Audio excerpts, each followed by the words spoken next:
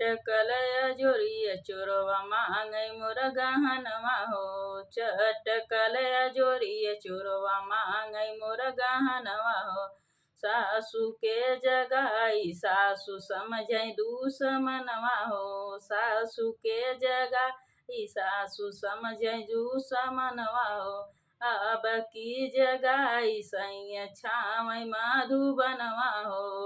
अब की जगाई सैया छावई मधुबनवा हो। चटकल जोरिया चोरवा मांगई मोर गहनवा हो। चटकल जोरिया चोरवा मांगई मोर गहनवा हो।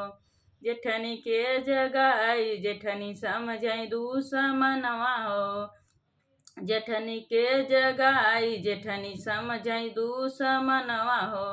अब की जगाई सैया छावई मधुबनवा हो। अब की जगाई सैया छावई मधुबनवा हो। चटकल जोरिया चोरवा मांगई मोर गहनवा हो। चटकल जोरिया चोरवा मांगई मोर गहनवा हो।